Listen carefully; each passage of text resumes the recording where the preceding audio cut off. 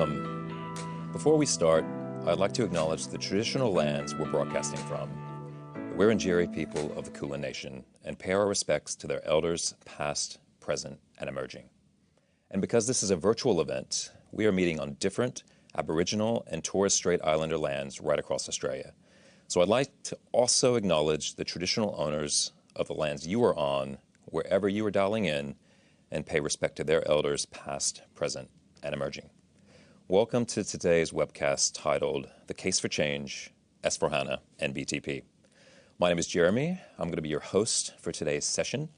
We have an exciting lineup of speakers from PwC and SAP who are going to be sharing their insights on the Case for Change approach that PwC has adopted in the market, RISE, and BTP, and maybe a few hints dropped around business AI or generative AI.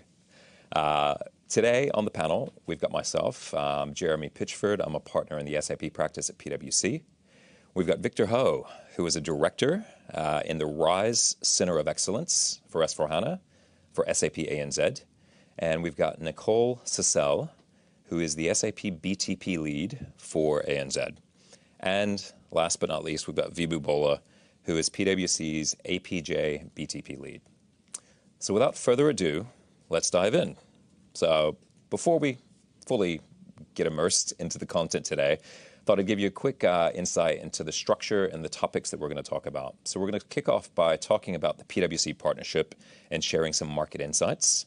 Then we're going to move into PwC's Case for Change approach and how we're working with clients across Australia and New Zealand and more broadly across the globe to help them address the really important, challenging question of how do they get to S4HANA. Then we're going to talk about SAP BTP and business AI, and I think we're going to have a very spirited and informative discussion between Vibhu and Nicole across that. And then if we have time, we will get to Q&A. So if you, as an audience member, would like to submit a question for consideration, please submit that into the chat facilities within the webcast. So let's kick it off. Victor, thank you for joining us today. Thank you for having me. Maybe some insights. We'll kick things off with maybe some insights from SAP around how you're seeing the market, how you're seeing organizations grapple with digital transformation, and some insights around the partnership between PwC and SAP. Thank you for the question, Jeremy. So the Global Strategic Services Partnership with PwC is something that we're really excited about. It's all about bringing together the best of both worlds. So on the one hand, SAP's cutting-edge tech solutions and PwC's deep expertise in implementation services and industry know-how. And the results really speak for themselves. Just this year, PwC Australia took home some prestigious awards from SAP for their outstanding work for solutions like RISE with SAP, for S4 Public Cloud, and for solutions like Intelligent Spend Management and Business Networks. PwC were also recognized with a Rising Star Award in the ANZ region, which just goes to show the impact PwC is making by tailoring SAP's powerful tools to the unique needs of ANZ businesses across sectors like energy, manufacturing, retail and distribution, and finance. But more than just the accolades, it's about the real-world outcomes we're driving for companies of all sizes, from startups to large enterprises. And by combining SAP's innovative platforms with PwC's advisory and implementation services, we're helping organizations streamline their operations, deliver better customer experiences, and drive sustainable growth. And we'll get to hear a bit more later from the team about how PwC and SAP are working together to solution and help our customers run more sustainably. So together, PwC and SAP are helping businesses locally and across the world navigate the digital landscape, stay competitive, and find new opportunities for growth. Our partnership is a great example of how together we can make a real difference to businesses in the digital area. Back to you, Jeremy. Thank you, Victor. Those are some kind words that you've just shared with us. I think a lot of people in the market still think of PwC as an advisory firm. And they're a bit surprised when they hear about how strong our implementation capability is, both here in ANZ, but globally as well. I actually started my career at PwC almost 25 years ago as a graduate in the SAP practice in the States. And at the time, PwC was the largest SAP implementation partner in the world. And that is in terms of revenue, in terms of the number of consultants, the scale, and also the ranking by SAP. And then, of course, Enron happened, and most of the big five were then forced to spin off their consulting businesses, and the rest is history. But here we are back in 2024, and PwC is back to being the third largest global SI partner for SAP. And I think one of the ways we differentiate ourselves from many others in the ecosystem is just the breadth of capabilities we can bring to bear for an organization that's contemplating an ERP transformation. Things such as tax, risk and controls, back office, corporate function transformation, finance, procurement, supply chain, HR, the deep industry expertise that's needed to drive the adoption of best practices. And of course, the normal core SI capabilities, functional, technical, data. It's really that end-to-end transformation capability that helps us provide comprehensive roadmaps for large organizations and large business transformation programs. One of the ways we differentiate ourselves is our S4HANA Industry Edge template, with industry-specific solutions. And that consists of, leading practice business processes modeled in Signavio for the relevant industry, as well as pre-configured S4HANA solutions that are aligned and enable those business processes. We've also collaborated with SAP on many co-innovations, such as the CSRD Manager for sustainability reporting. You'll hear a bit more from Vibhu a bit later about that. We are the largest S4 public cloud customer in the world. A lot of people find that shocking. I think in terms of number of users, we will have 120,000 employees live on S4HANA public cloud when we're finished with the rollout. So we do drink our own Kool-Aid. We're not just telling our customers they need to implement technology solutions, we're doing it ourselves. And then we've got a deep technical capability. I think we've got about 1,200 plus BTP certified consultants globally. Vibhu will talk a bit more about this later. And we've developed a number of products on BTP. In addition to the Sustainability Manager solution, we've got a number of products in the SAP store, such as PwC Sales Insight, a risk strategy and analytics product, and then climate excellent products for investors and for banking, just to name a few. And then just this year, a couple of months ago, we won a Pinnacle Award for business process transformation in Signavio, and we were a finalist in 5 other categories, and recently won a coveted Innovation Award in 2024. So that's a bit about us. It's a bit about the partnership, PwC and SAP. And so we thought it would be important just to kind of set the scene, set the context for the conversation we're going to have today. But Victor, maybe building on that, go into market insights, maybe share some insights around what you're seeing from customers across the ANZ market and how they're adopting, new technology and facing digital transformation and disruption. Thanks, Jeremy. So from a macroeconomic standpoint, what our customers are faced with right now are rising prices, the increased cost of money, supply chain disruptions, and continual geopolitical instability. And on top of that, there's also an increasing onus to do business sustainability. So our conversations with customers has really been centered around how they can prepare for this uncertain future. And with this high level of change and uncertainty, businesses realize they need an agile cloud-first platform and an operating model that allows them to continuously innovate and scale. And of course, this platform needs to also be secure, resilient, and high-performing. And so responding to our customers' need to go cloud-first, we've crafted the Rise with SAP solution offering. Rise with SAP is a set of curated solutions and infrastructure services to enable our customers to firstly transform seamlessly to the cloud, and then secondly, to run reliably on the cloud. So for the first part of transforming seamlessly, we've worked closely with partners like PwC to ensure customers have clear frameworks and methodologies to guide them through the complexities of a cloud transformation. This partnership is crucial because orchestrating across process, technology, and people is the most challenging part of any transformation. And coming now to the second part, when customers arrive in the cloud, SAP is then 100% committed to delivering continuous innovations to them. With Rise, we frequently delivered cloud-compatible innovations like embedded generative AI and sustainability solutions to solve the challenges we discussed. In terms of performance and security, our enterprise cloud services team run a world-leading operation and are committed to delivering a 99.7% full stack availability to our customers. Now, we introduced RISE in 2021, and we're already seeing a strong momentum across the globe. We now have more than 5,400 plus customers globally who are operating their ERP in the cloud. And on top of being able to consume innovations at pace, the IT teams and resources have now been freed up to focus on innovation rather than technical infrastructure maintenance. So I believe the race to the cloud has begun. The early adopters and visionaries have already moved to the cloud. We're now at the cusp of the early majority adopters. And really the challenge for us in the next 12 to 24 months, which we're working with partners like PwC to address, is ramping up enough SAP consulting resources to guide customers through that cloud journey. So, Jeremy, what is PwC seeing in the market on how organizations are adopting technology, and how are they prioritizing their ERP investments? Victor, that's a great question. That's why we're here today.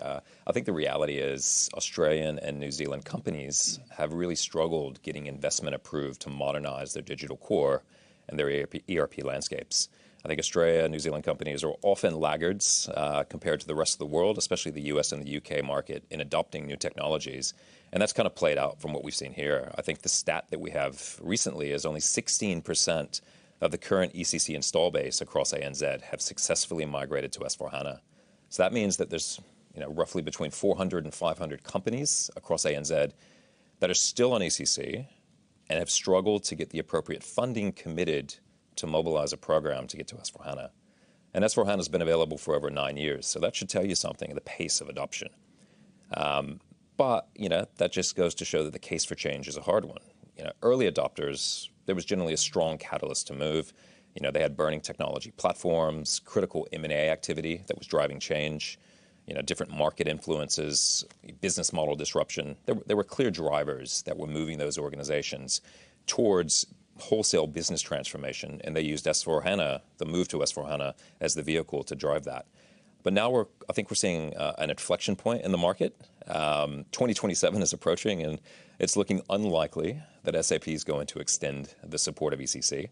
Victor, unless you've got any insider information around that, I think most of the clients we're talking to, they're finally coming to the realization that 2027 is here, it's approaching, and we've got to do something. I think there's a huge risk. The ERP is organization's most important enabling business application. And so there's a huge risk of pushing that beyond 2027 and being out of support from SAP. So we are seeing a lot of market activity right now, organizations looking to do their S4HANA roadmap and their business case. And there's a lot of important questions they're trying to answer. How do they move to S4HANA? Is it a brownfield approach? Is it a greenfield approach? Is it some version in between? When do they move to S4HANA? Do they start now? Do they wait till 2026 and risk, as Victor was saying, a supply shock in the market, when there's not going to be enough capacity of consultants and SIs to really deliver the number of projects that are going to happen? Or do you wait until 28, 29 and go to extended customer maintenance? I think there's some big questions to answer and a lot of options to consider. And that's why PwC, we've actually created our Case for Change framework, where we are helping organizations with these most important questions. And one of the things that we are working with organizations is to answer that very important question. And so there are a lot of options to consider, which is why PwC has developed this Case for Change framework to help our clients with these challenging and important decisions. Now, our approach is a data-driven one. Gone are the days where you sit in workshops and ask the business what they want. There are plenty of tools in the market today that allow for a thorough assessment of your legacy ECC environment. And there are a number of dimensions across that ECC environment that are really important to assess and measure. The technical health of your database and your application, the data quality, the readiness of your customizations and integrations in your current ECC environment and across PI and PO, and also the business process maturity. So it's really important to get a deep understanding of that landscape. And to do this, we use tools to assess the readiness of that landscape to move to S4HANA. We use tools such as S&P Crystal Bridge, to kind of do a really strong kind of discovery of the as-is, the database level, and the technical health. We use SAP's own tools on BTP, the ABAP Cloud Readiness Checks, the integration readiness assessment, and Viva will provide some further context on these tools. But we've also got several homegrown PwC assets that we use to guide the conversation. We've got a rapid profiling tool that kind of connects to an ECC environment and does a kind of data profiling assessment of the quality of the data in the landscape. And then we also have our industry edge solution, which I referenced earlier, which again consists of those leading practice business processes in Signavio and our pre-configured S4HANA solution with those industry extensions. And we use that to drive discussion with clients in the kind of discovery workshops. But one of our most strategic tools that does routinely deliver value is Signavio. And that's both process insights as well as process intelligence. Viva's going to talk a little bit about process insights later, but we find this is a really great lightweight option that gives rapid insights. It's really easy to connect and hook up. Within a matter of days, you've got really good insights around how your ECC environment and system is actually being used, not just based on anecdotal feedback in workshops. You can actually have a data-driven approach. And then that does provide a really good kind of directional insight. And then in addition, we've got Signavio Process Intelligence, which does deliver far more value and insights than Process Insights, although there is a higher cost and effort associated with that. And so one of the points of, I think, real value is when we've taken Process Intelligence and we've connected that to our client's ECC environment and fully mapped an L1 priority process. And then we're able to perform a fit gap of that current process against the best practice S4HANA process, which we also have modeled in Signavio. And this really does, again, going back to that data-driven approach, that allows us to kind of get into workshops with business users and really show them the gap between how they're currently using ECC and adopting best practices and really understanding what the change impact is from going to where you are today to where you need to get to in the target state. But I think all of that is great. It's great to have tools to kind of assess the landscape. But I think, if it were that easy, you'd have more than 16% of the install base having migrated to S4HANA. I think one of the challenges most organizations have struggled with is articulating that case for change into a business case. It's something that shows a detailed cost-benefit analysis, consideration and comparison of the different migration approaches, something that's been properly socialized with key stakeholders with a set of benefits identified, and not just identified by consultants, but benefits identified that the business is willing to stand behind and make a business case. And then a final report that's delivered by a trusted third party that can stand up to the rigorous scrutiny of the exec and often the board. And so this is why our clients tell us they choose PwC for this very important work. So not only do we have a comprehensive and rigorous methodology and framework, as well as the portfolio of tools we've just talked about, but we have the business acumen and the brand as a trusted advisor to help get the final business case across the line. Now, the sentiment we're seeing in the market now, to answer your question more specifically, Victor, is that a lot of organizations resent the pressure they feel to move to S4HANA. They don't want to do it, not in the traditional sense. I think there's very little appetite for a lot of organizations for large-scale transformation programs. It's hard to justify spending 50 to 100 mil, sometimes even more, and disrupting your business for multiple years to put in a new ERP. And this is just untenable to many organizations that have lots of competing priorities, big capital projects. Fortunately, I think for those organizations, there's no longer just two options from migrating to S4HANA. And traditionally, you had the brownfield approach, was just a purely technical migration, and the greenfield approach was just whole of business transformation. But now there are many different paths to get to S4HANA that allows organizations to find an approach that's right-sized for your organization and aligned to your appetite and capacity for change. So just over 3 years ago, we launched our Smart Greenfield Global offering, partnering with S&P, to help clients selectively transform. And there's many ways of doing that, but that would be starting with a fresh S4 empty shell, and then selectively bringing over bits of your current solution where there's less capacity and appetite to change. Recently, I think over the last probably 6 to 12 months, we're seeing a lot of organizations that are more interested in more of a hybrid brownfield approach, which is keeping that existing ECC environment, creating an ECC shell, using SAP's some DMO to upgrade that to S4, and then selectively remediating the customizations in your environment, moving that closer to a clean core, not quite getting there on day one, but having a roadmap to get there, remediating your configuration where it's appropriate to adopt new S4 features and functionality, or replatforming some of your integrations to BTP Integration Suite. And then data. You can still perform a level of data cleansing, archiving, potentially mapping to new structures and new hierarchies, new chart of accounts. And so that's why I think globally we've recently pivoted, around the smart greenfield offering and kind of really a focus on that kind of smart brownfield offering, that allows organizations who want to get to S4HANA as quickly as possible and don't necessarily have the appetite or the capacity or the budget at the time to drive a longer transformation, but to get to S4HANA and then through a committed roadmap, you then deliver improvement and optimization and the adoption of best practices. And we generally call this little t transformation as opposed to big T. But this approach really requires strong governance beyond the initial migration to realize value and to move towards that adoption of best practices. So I think up next, that's kind of our case for change framework, and we'll come back to that in a little while. But we want to discuss how organizations can leverage BTP, SAP's business technology platform. We're going to have a conversation with Nicole Cecil and Vibhu Bola. Nicole, it's a pleasure to have you here with us in our Melbourne studio. Nice sunny day outside. Beautiful. A bit chilly. How does SAP perceive the adoption of BTP by its customers in the ANZ market? Thanks, Jeremy, and thanks for having me here today to talk about BTP and the role in transformations.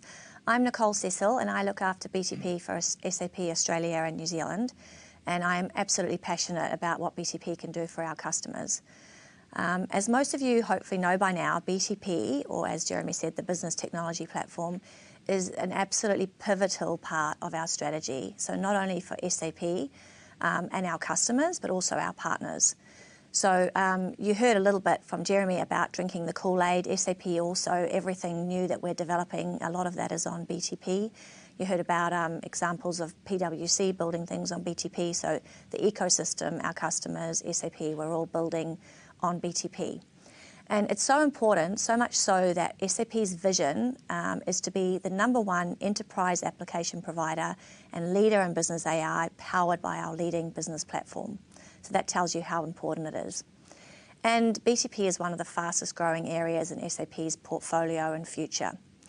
So to give you some context, over the last few years, SAP BTP grew from a 456 million euro business in 2019 when it was first released to over 2 billion euro of revenue last year in 2023.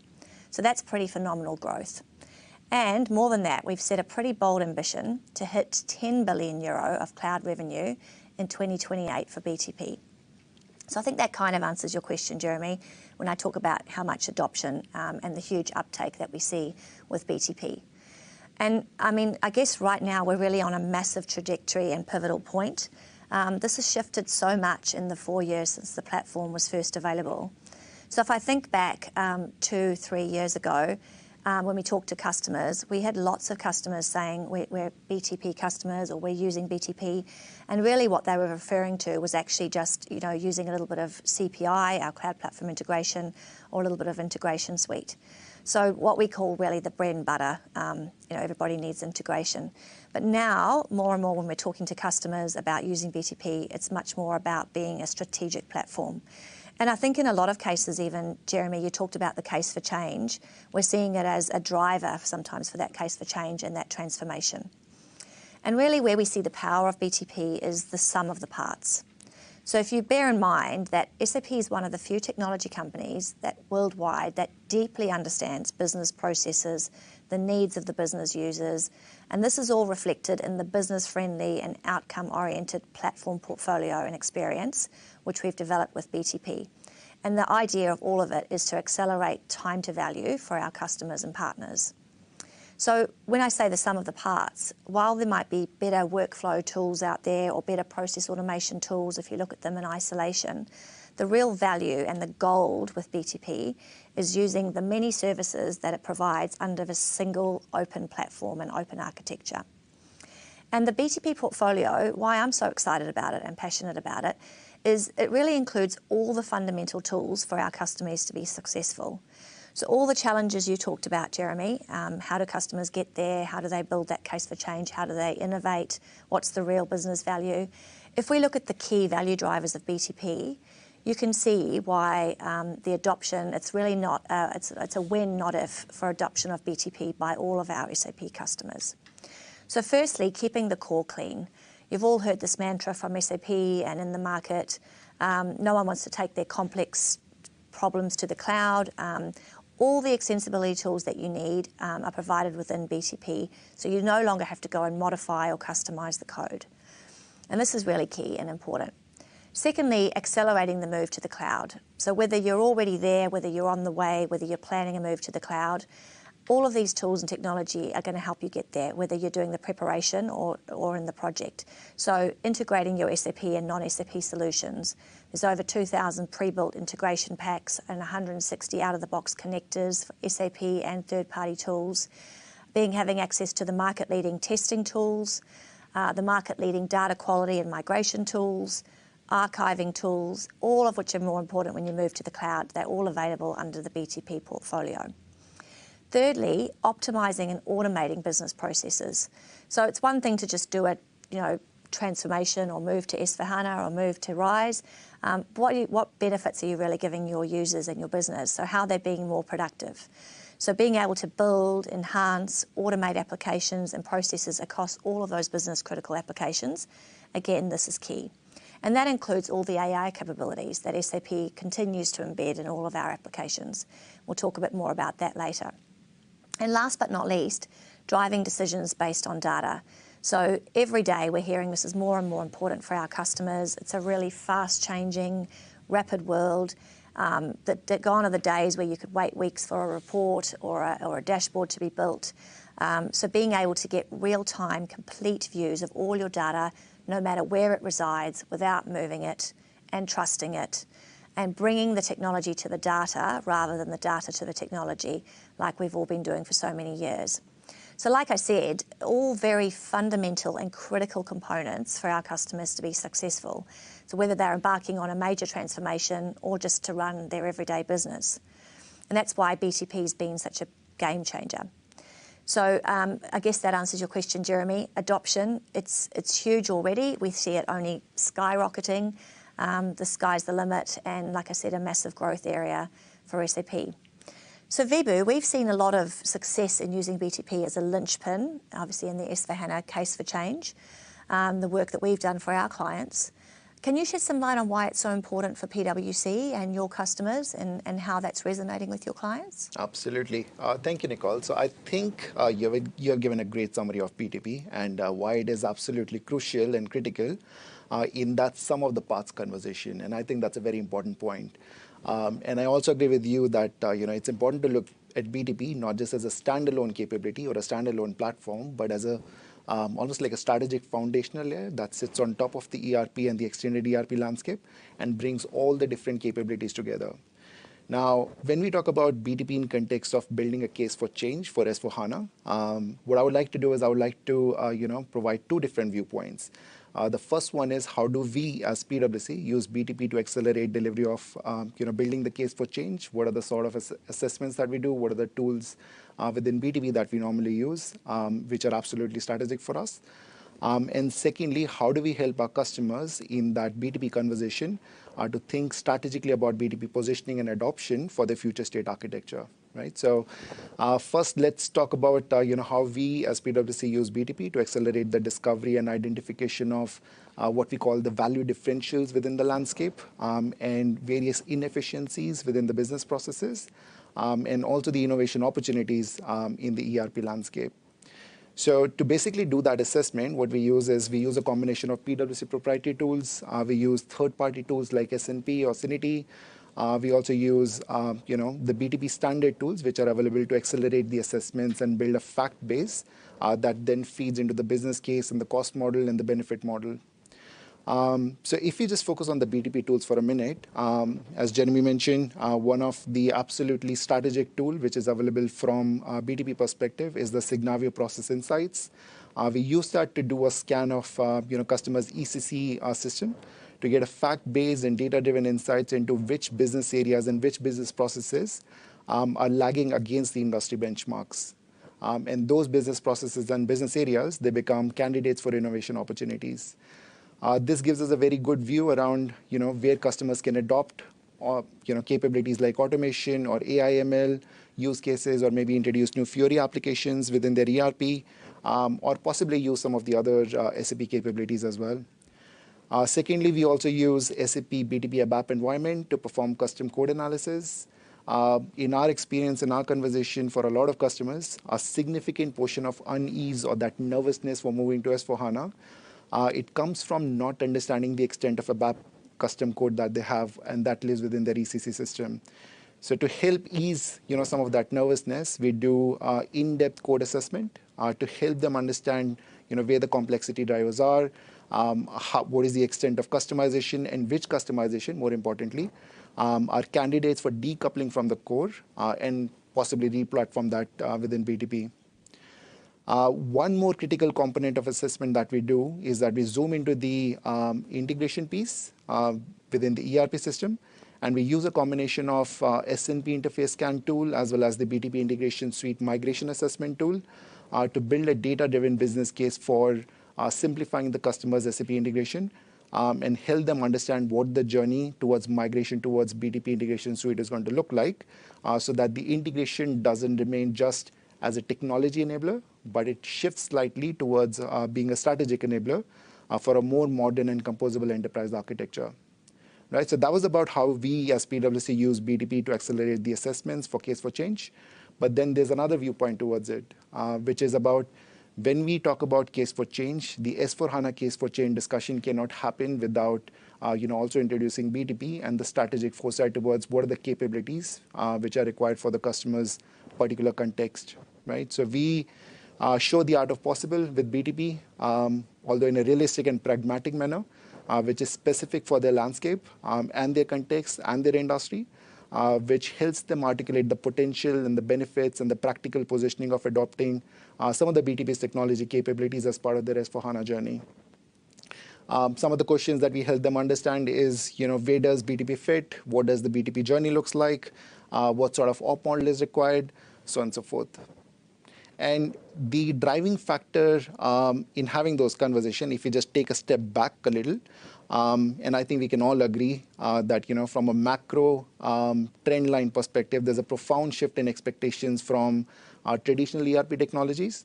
Now the customers expect more, right? The expectation is that ERPs are beyond and more than just filing cabinets and transaction-based static systems, and we hear it all the time in our conversations.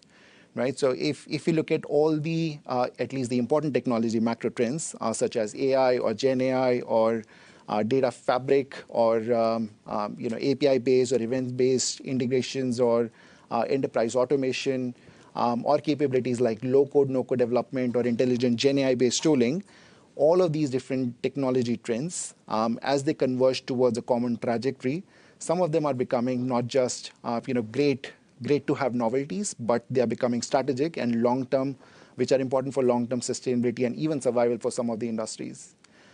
So having said that, I think it's clear more than ever that businesses which can harness the power of these dynamic shifts in technology trends, they'll be strategically positioned to influence their future as well as to scale for growth.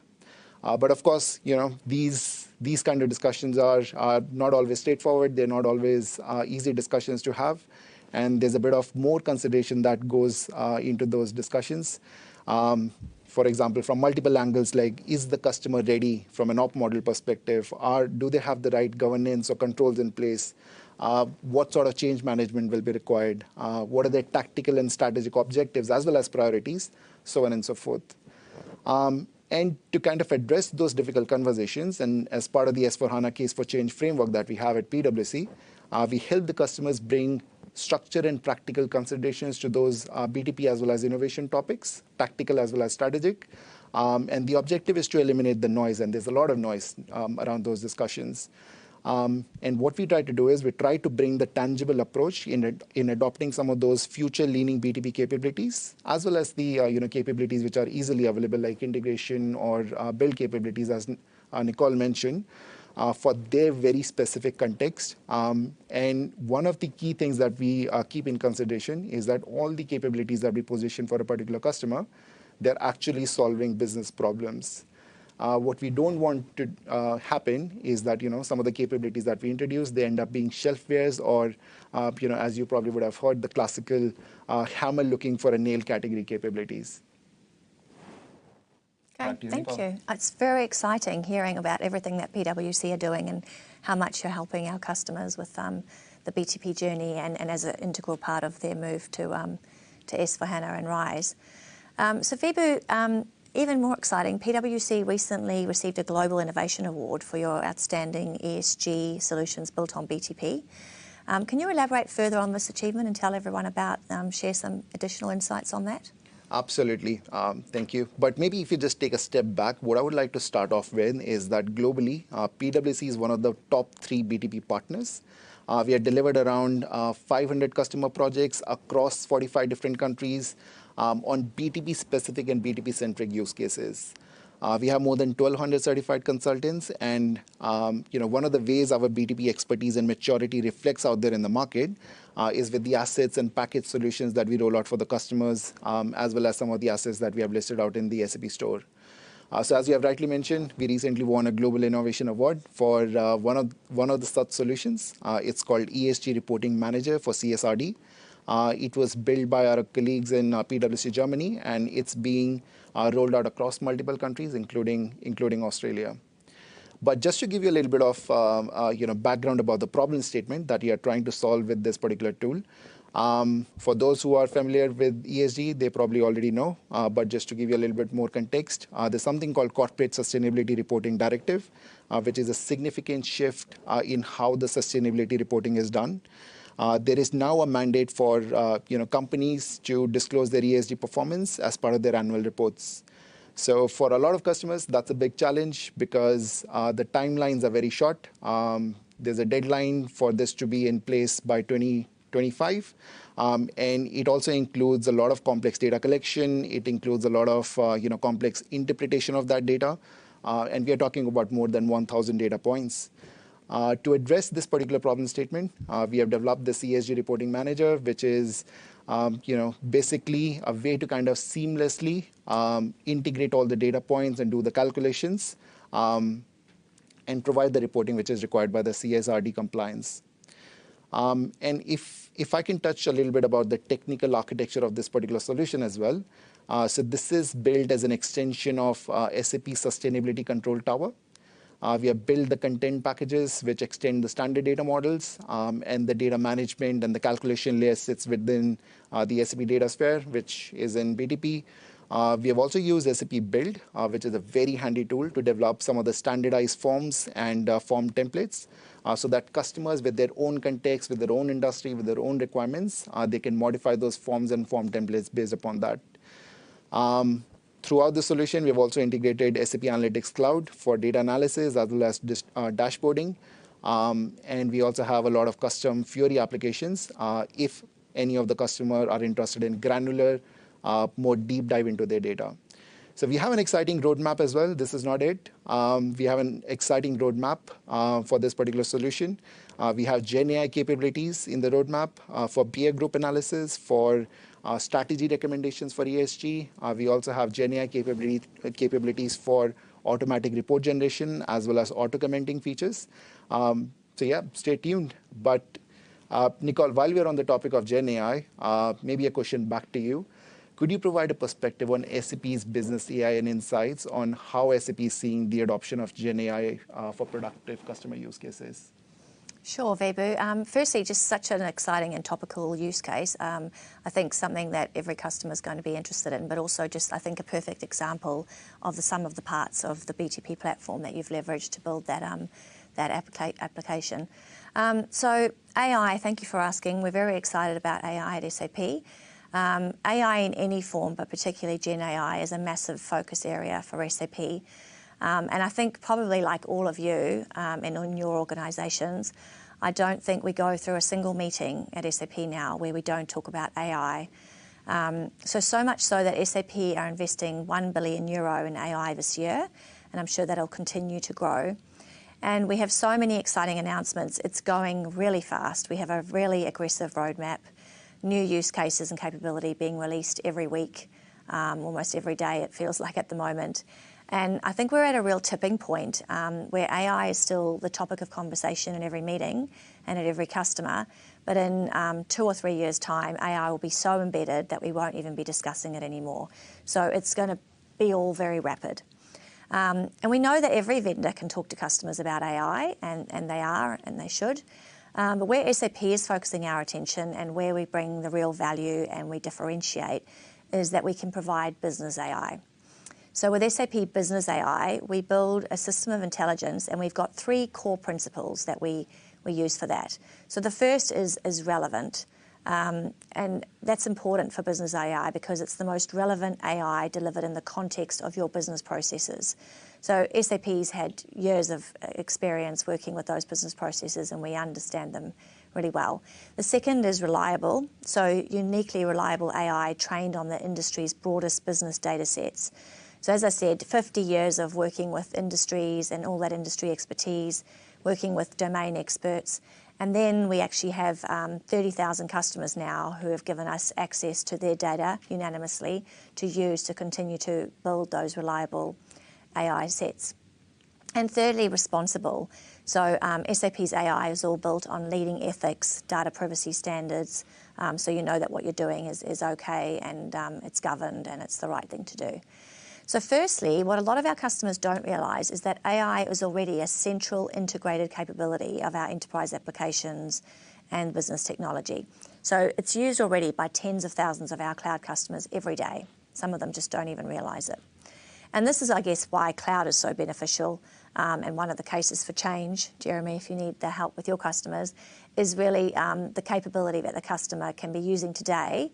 And I guess why not being in the cloud is going to become more and more about the opportunity cost and really what you're missing out on, because so much of what SAP is delivering, and I'm sure it's the same with other vendors, is all delivered in the cloud. And you can be taking advantage of those things every day or week as they get delivered. I said we had an aggressive roadmap, and if you're not on cloud, you can't really adopt that. So then we're working with customers every day to deliver AI productive use cases in 3 ways or on 3 different levels. So firstly, our dual copilot. So this is very exciting. Customers are deploying this across, for example, SuccessFactors is the first cab off the rank, over SAP Analytics Cloud, but it will be available for all of our applications. So eventually, dual, this will be our copilot, and that's coming really rapidly through the rest of the year. And this is really for customers to ask natural language questions and deliver faster outcomes and answers. So whether it's to get answers or whether it's just to say, can you build me this or can you provide me with this? So actionable. Secondly, embedded AI within all of our applications. So whether that's S4HANA, Ariba, Concur, IBP, we're embedding lots of AI within all of those.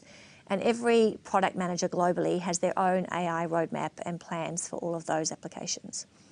And then lastly, and the bit that I get excited about is the embedded AI within the actual BTP. So this is AI Foundation and Cockpit, and this is for building out AI capability for those game-changing use cases across various different business domains.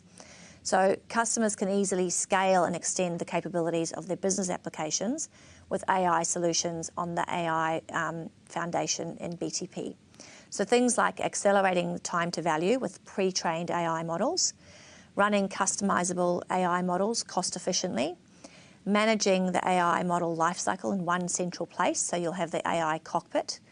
So examples of that is we're working with lots of customers in Australia and New Zealand on initiatives which in many cases are worth millions of dollars to their business. So areas like cost savings for preventive maintenance, supply chain optimization, other use cases. And in some cases, they're saying, you know, if we can improve that by 1 or 2% and move the needle just a little tiny bit, that's going to be worth millions of dollars to us every year. So those are pretty exciting, and having the AI Foundation as a framework to build those out is something really powerful. Now, Vibhu, how are you seeing the adoption of Gen AI, and what are your thoughts at PwC? Yep, absolutely. So this is a topic which is very, very close to my heart. So in my view, I think the honeymoon phase of generative AI is almost over. And as most of the customers are learning now, it is relatively easy to build shiny new Gen AI pilots in one of the many million platforms out there. but turning them into scalable production-grade solutions with the right governance and controls in place, which solves actual business problems in a sustainable as well as cost-effective way, is a different topic altogether. In the past, there's been a lot of focus on assessing individual components of GenAI, like which foundational model to choose, what are the benchmarks, how do we orchestrate, as an example, query validations, what should be the intent routing, how does the prompt enrichment should look like, what sort of RAG should we use, are there enough guardrails, if not, do we want to build them, what sort of tools and platforms should we use, so on and so forth. Not to say they are not important topics, they absolutely are. But as we move towards further maturity in this particular direction, the focus needs to shift from novelty of those individual components to how they fit in the bigger picture. And more importantly, how do they influence the bottom line and deliver business benefits? And as I mentioned, like the benefits delivery is an absolute important lever towards it in a way which is usable, relevant, reliable, as well as responsible for the business users. So completely agree with you, Nicole. This is where SAP Business AI is extremely important to help customers to move towards that AI maturity in a way which is pragmatic and solves real business problem within the system that they love and use. And what I would also like to add is that it's not just about GenAI, although it is the new and the emerging topic from an enterprise context. But traditional classical AI has already proven to deliver value for customers across different industries and across different regions. So as part of the PwC's S4HANA case for change, AI is an important component of it. We look at AI holistically, both in context of S4HANA as well as beyond. And we have deep data science and AI capability to support the customers end-to-end towards the journey for adoption. One of the key things that we look at, as some of you might already know, that there are multiple ways to consume AI capabilities within SAP landscape. As an example, you can do it via standard intelligence scenarios, which are inbuilt within S4HANA. You can build custom scenarios using HANA database, APL or PAL libraries. You can do it via federated machine learning within the data sphere. If you want to use, let's say, one of the capabilities available from cloud service providers like Azure, AWS, or GCP, you can also use, as Nicole mentioned, you can also use BTP AI Core or the foundations. You can also use BTP Business AI APIs, or you can use, ABAP SDKs available from cloud service providers as well. Right? So as you can tell, there are more than a few ways to approach AI from an SAP landscape. And this is where we step in. This is where we help the customers to kind of structure the discussion about the end-to-end journey, from establishing the basic decision frameworks, what is the best way to do it, to platform ops, to a little bit of more functional lens to it about operating model, but basically end-to-end delivery and the ML ops towards that. So these are exciting times we live in. And speaking of exciting times, Nicole, maybe a question back to you. How do you see the roadmap of SAP BTP going forward, and what would be your advice to customers who are just about to start their BTP journey? Thanks, Vibhu. As I said, I'm passionate about BTP, and I think one of the reasons is when you see the roadmap and the continuous innovation and investment that's going into it. The BTP roadmap continues to evolve. We're delivering new capabilities and services every day. You'll hear about lots of those at Sapphire for anyone going, or after Sapphire with the updates. The biggest focus right now, I'd have to say, is definitely, and where the most rapid changes are, is with SAP's Business AI. As I said, not only embedding more and more capability into our applications, but also leveraging AI tools for customers to help them deliver faster and more efficiently. So, we touched on earlier that it's gone are the days where we could have these long and painful implementations. So lots of our customers are asking us about what are the tools that can help them get there faster. So, for example, ABAP Copilot, the AI capability that's available for the testing solutions, the AI capability embedded with the data quality and our Synity solution extension. And there's also a significant amount of work and investment going into our data and analytics portfolio. So data and analytics portfolio is just a huge focus for SAP because it's so important to our customers. So when you think back, it's hard for me to believe that SAP launched DataSphere only last March 2023. It It was the evolution of Data Warehouse Cloud, which has been around a lot longer, but really it's only been 14 months and such a huge game changer for SAP and our customers, and just a massive adoption. And DataSphere is the future, so we're really working with our customers globally, one, to help modernise their platforms and help migrate from BW to DataSphere for those still on BW, but really just continuing to enhance the solution because it is so important for our customers. So DataSphere is already a Swiss Army knife, I like to call it, to provide so much capability in the one tool. So you have the data discovery, the data ingestion, essentially the whole business data fabric. And what we found is, I think we felt like we'd been almost letting our customers down for a few years on SAP's data and analytics strategy. We've definitely caught up now and then some. But what we were hearing was that many of our customers had underestimated how hard it is to move SAP data. And essentially no one knows SAP data like SAP. So we saw the gap in the market, we saw the difficulties our customers were experiencing, and we're really doubling down on this investment, and we'll continue to add capabilities to DataSphere. So such as things like the knowledge graph that's just been released a few weeks ago, shows all the data lineage and connections, so you know where all your data is linked. The tighter integration to SAP Analytics Cloud, so for even more enhanced planning and analytics, and other capabilities such as the improved self-service. So that's becoming more and more important. And this is so important to enable customers to get real-time, complete views of all their data, no matter where it resides, without moving it. And that's even more important when we talk about innovation and things like AI, because essentially, you can't really do it without the data being right. And then another big exciting part of our roadmap, and something SAP are doing more and more, is leveraging our strategic partnerships. So we recognised a few years ago that SAP used to be very proprietary. It was all about SAP data and SAP world, and we didn't think about any world outside that. SAP's really changed our thinking on that, and now we want it to be much more open, and we're really leveraging those partners. So, and that's allowing us to deliver more capability for customers in BTP in an open way. And examples of that are, for example, the Google partnership for DataSphere, where we can now offer bi-directional data replication between SAP and GCP data, super powerful for our customers. The exciting partnership with UiPath, so to enhance SAP's process automation story. Tighter integration with Calibra for trusting and governing the data within DataSphere.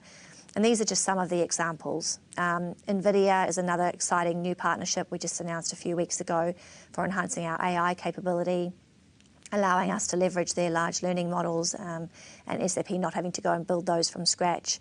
So lots of more exciting announcements, both on the partnerships, but really just on the BTP roadmap coming at Sapphire the week after next. And I was thinking about the timing of this webinar and thinking we need to run another one to fill you in on all of those, maybe in a few weeks. So as far as advice for customers starting the BTP journey, my first advice is really just that, just get started. BTP is not hard or scary. You can start very small with some simple use cases, as simple as maybe building a simple form, taking 10 slides or 5 slides, condensing them into one. You'll be surprised how excited your users can be by something like that. And I think something Vibhu's talked about is just how many resources there are to help you. So, and there's kind of 3 different options or stages I see with customers when it comes to implementing and using BTP. And most of our customers have a combination of these, and we expect you to as you continue on your BTP journey. So firstly, obviously help from SAP to get you started and deliver outcomes. So we have a huge team of global resources, technology, training materials. So example, with Integration Suite, Vibhu touched on, we can run a migration assessment for moving from PIPO to Integration Suite to help you get started. And then there's amazing partners like PwC, who are here not only to help you with enablement if needed, but also with delivering those more complex and strategic applications. So if you think about like a supplier portal or building out a sales app, which might take a little bit longer, be a little bit more involved, something like the ESG reporting that they've built, that's where partners like PwC come in. And then, of course, the whole idea with BTP is that it's the business technology platform. So as cheesy as it sounds, it's built for the business and it is designed to be easy to use. So services like the no-code, low-code development tools within Build, able to be used by what we call citizen developers, so almost anyone in the business, as scary as that probably sounds to you. But realistically, you'll still want the right people building and delivering things. So SAP and PwC can help you to retrain and redeploy your resources like ABAP and BASIS teams to be equipped to use BTP instead. And with obviously a much faster and easier learning curve. So there's also a ton of assets, online learning, virtual training events all the time to help you get started and continue to use SAP as a strategic platform. And then lastly, once you're a little bit more mature, SAP and PwC can help you with things like maturity assessments, setting up a BTP Centre of Excellence, etc. So like I said, long answer, but honestly, just get started is my advice. We're here to help. Wow. That was really, I think the amount of thought leadership and knowledge that was just shared by Vibhu and Nicole there was quite impressive. And thank you all, Victor and Nicole, for joining us here on our webcast today. We had hoped to have the opportunity to take some questions from the audience. We've run out of time. We're at about 58 minutes now, and I'm being motioned to wrap up the webcast. But I wanted to say, thank you again to SAP for joining us. Thank you, Vibhu, for coming, flying in from Sydney into the Melbourne studio today. And we will respond to the audience questions that have been submitted through directly. So just give us a bit of time to get back to you on that. If anyone in the audience today has questions about the content that we've presented today, regardless of what stage of your SAP journey you're on, whether you're kind of looking at your S4HANA business case and case for change, whether you're already on S4HANA and you're looking at how do you kind of increase your adoption of BTP, or even adopt new technologies such as generative AI that we spoke about today, just please reach out to PwC and or SAP, and we'll be glad to kind of engage in further dialogue around the offerings and the discussion that we had today. So thank you for joining us, and thank you to our panelists for being here today. Great. Thank you.